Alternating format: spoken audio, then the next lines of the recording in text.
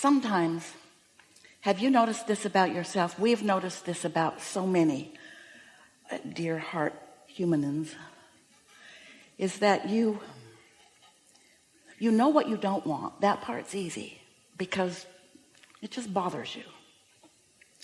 And then you believe you know what you do want, but your vibration is still more about what you don't want than about what you do want. And then we love you so much, but you want to race instantaneously to whatever will be better than what you don't want, even though you haven't clearly identified it. Not only have you not clearly identified it, you've identified its opposite, and that's what your vibration is about. And so we're visiting with Esther just this morning about something. And she realized, because of our brilliant interaction with her,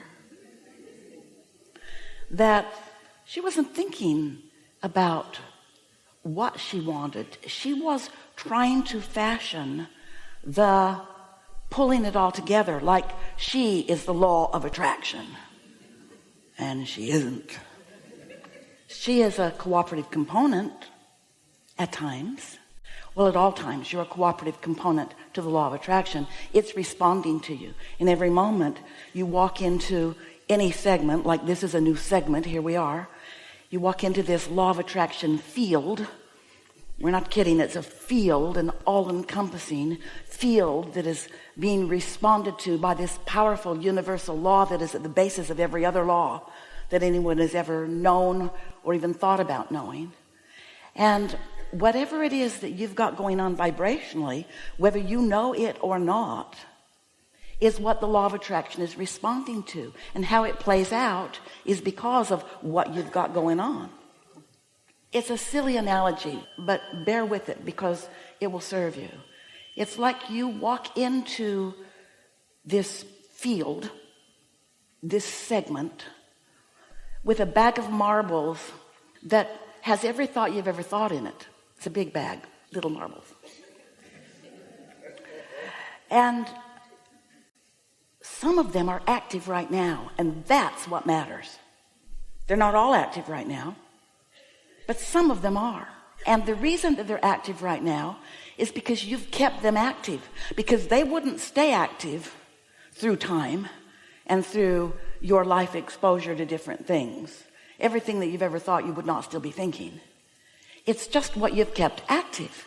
Like if you had an experience when you were in your kindergarten years, first, second, third, fourth grade, if you had an experience that you're still talking about, you're keeping it active. Still thinking about it, you're keeping it active. And if you haven't been thinking or speaking about it, it's not active. So it's not a player in your today point of attraction. You see how it works? So we'll talk about this bag of marbles because you have control over it. Oh, you really do. And it's so fun when you acknowledge that you do and you practice it so that you really do. Because you were so deliberate about choosing this time and this space for this part of your creating experience. And you knew that there would be a lot coming at you in this time and in this space. You knew that there'd be stuff going on, and you knew that there would be ways for you to see it all day, every day, whether you wanted to or not. You knew that the collective consciousness and the human experience of your interaction with each other, you knew it was going to be intense and dynamic and co-creative and expansive like never before. And you jumped in with both feet, so eager to be part of this. And now you're here, you're overwhelmed, aren't you? But you don't have to be overwhelmed. You can be more deliberate about it, but you can't do it all at once.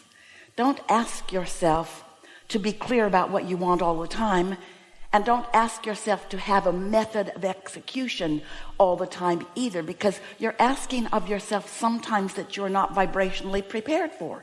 And those are the words that we really want you to take away from this gathering. Vibrationally prepared for.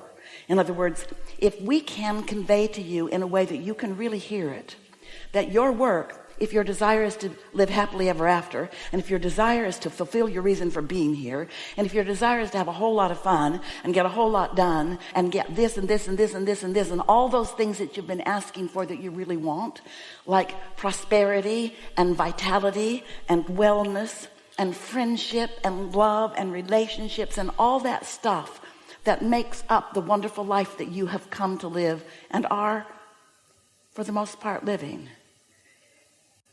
If you really, really, really, really, really, and you do want that, then what you want to do is to understand that the law of attraction is with you in every moment as you step into this new energy field, and this one, in this new segment, in this new segment, in this new segment. And if you've gotten out ahead of it before you stepped in, you have a better chance of offering the bag of marbles to those around you that you mean to. But if you just blundered in and there you are, and you've been on the phone with someone and you talk to them on the telephone in your car the whole way there, and you're all activated about something that is the opposite of what you want, and now you walk into that meeting where you want to get what you want, you're not going to get what you want. The path of least resistance isn't the path of least resistance. It's the path of more resistance. So there are a couple of things that we want to get out here first, and then off we'll go to whatever you want to talk about.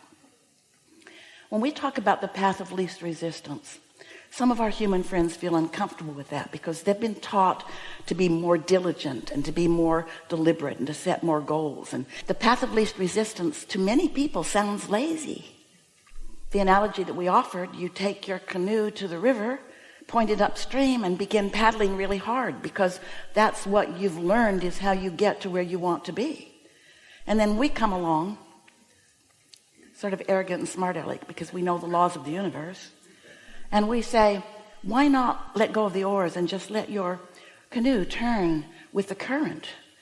And you say to us every time, that seems so lazy, and what would others think if I just floated into happiness?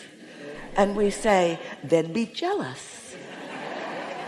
But they might learn something from you.